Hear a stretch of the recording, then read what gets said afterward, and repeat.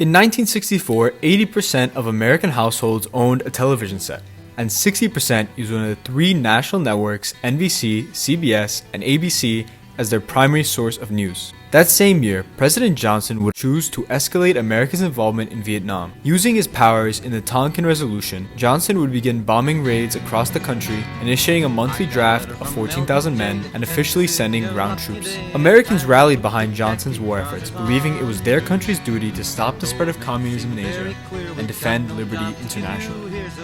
Even though Johnson's anti-communism rhetoric saw initial success, it would be slowly eroded by the visual communication of the media and the demonstrative communication of the anti-war movement. Anti-war organizations such as Students for a Democratic Society, the Youth International Party, and the National Mobilization Committee to End the War would stage teach-ins, riots, and public protests. With the help of the media's terrifying depiction of the Vietnam War being broadcasted straight to American living rooms, the anti-war movement began to gain momentum. At first, the protesters were being depicted as young, unpatriotic, and senseless, and older Americans did not want to associate themselves with the movement. But in 1967 and 1968, the movement would gain national support through the control of mass communication and the voices of electrifying leadership. We were taking the black young men who had been crippled by our society and sending them 8,000 miles away to guarantee liberties in Southeast Asia, which they had not found in Southwest Georgia and East Holland. Martin Luther King's Beyond Vietnam speech would officially declare ending the war in Vietnam a civil rights issue, empowering a national audience and placing a spotlight on the anti-war movement. 2 weeks after King's Beyond Vietnam speech, the National Mobilization Committee to End the War would assemble one of the largest protests in American history right in New York City. Starting in Central Park and ending in front of the United Nations building, the protest would amass over 150,000 members. Following the New York City anti-war protests, the MOB organized itself in Washington, D.C. under the leadership of James Bevel. Over 700 anti-war leaders assembled that May to plan a course of action where their passionate message would be delivered loud and clear.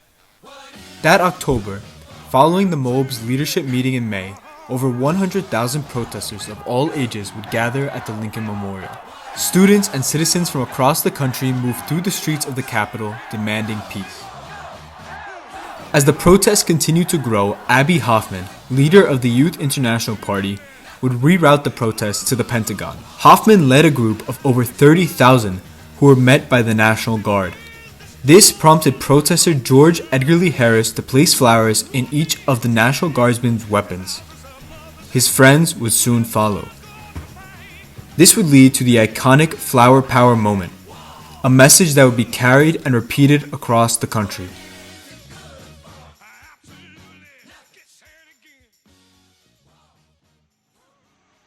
Well, come on, all of you big strong men. Uncle Sam needs your help again.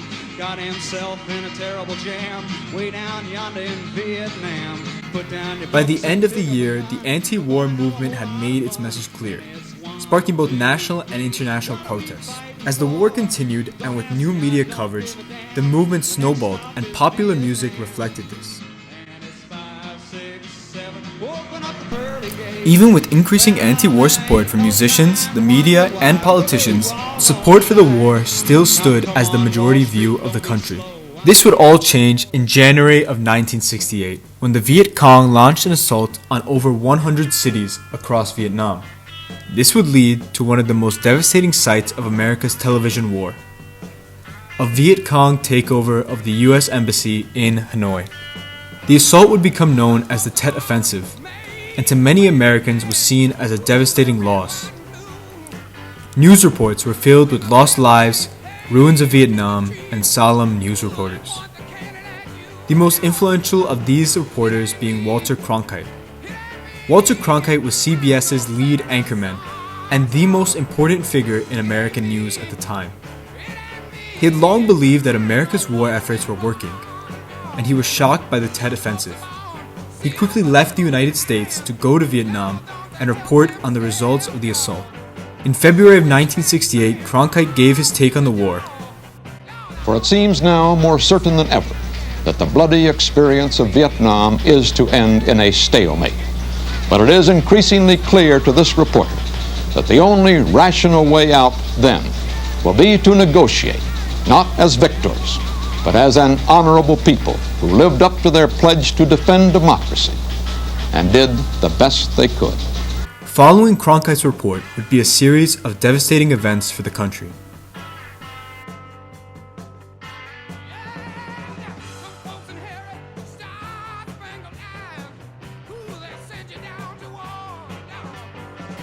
In August of 1968, the Democratic National Convention would mark a defining moment in not only the year, but the Vietnam era as a whole. Television networks for days before the convention recorded images of the heavily guarded convention hall. And when the convention started, there was chaos both inside and out. Inside the convention hall, an anti-war protest broke out between Democratic representatives. Outside of the convention hall, 15,000 protesters from the Youth International Party and the Students for a Democratic Society staged anti-war riots. Again, Abbie Hoffman would lead the protests, electing his own presidential candidate called Pegasus. As Hoffman's anti-war message intensified, the Chicago police were given direct orders from Mayor Daley to beat and detain any protesters who appeared to be a threat.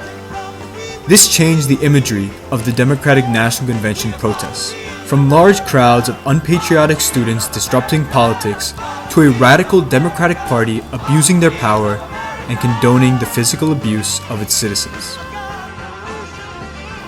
As a result, by the end of 1968, 55% of the country took a strong anti-war stance. As Republican candidate Richard Nixon took office, he communicated the message of peace with honor, implementing a plan of Vietnamization which over time took America out of the war while providing the South Vietnamese with the resources needed to defeat the North. But in May of 1969, Life magazine published in a single issue photographs of the faces of roughly 250 American servicemen who had been killed in Vietnam during a routine week of the war in spring. How many dead men will it take to build a dam? Americans were outraged by the images, choosing to communicate their anger through a national moratorium that shut down businesses, schools, and even entire cities. In the following days, over 2 million citizens from wide cross-sections of the country protested through the streets of major cities. And in 1967, when Nixon would decide to expand the horizons of the war by invading Cambodia, anti-war demonstrations from college students escalated rapidly, featuring attempts to sever ties between the war machine and universities through burning draft cards and protesting military and Dow Chemical job fairs on campus. Tensions between the anti-war movement and the US government reached a tipping point when 6 college students were killed and dozens wounded in anti-war demonstrations at Kent State University and Jackson State University. Hundreds of universities shut down from student strikes and occupations of campus buildings, and other disruptions forced a withdrawal of US ground forces from Cambodia less than 8 weeks after the initial invasion. Following this, in April of 1971, thousands of veterans converged on the White House in Washington, D.C., and hundreds threw their medals and decorations on the steps of the United States Capitol. Foundation medal, 8 air medals, national defense, and the rest of this garbage. It doesn't mean a thing. Operation Dewey Canyon and the many veteran protests that followed were the final straw for America. Seeing veterans continue to turn against the war by the thousands delegitimized pro-war arguments. Due to this, Nixon would rapidly push his plan of Vietnamization through, concluding America's involvement in Vietnam by 1973 and ending one of the most destructive chapters in American history. The Vietnam era is a period defined by communication. At the center of that communication was the media and anti-war movement. For the first time, the media provided uncensored footage of war, redefining the power that news communication has on its viewers. As for the anti-war movement, its influences can be seen to this day, encompassing a generation of students, politicians, musicians, athletes, and ordinary citizens. The anti-war movement exemplified the role of every American when confronted with governmental injustice, and its modern-day counterparts continue to demonstrate the power of perseverance, unity, and communication.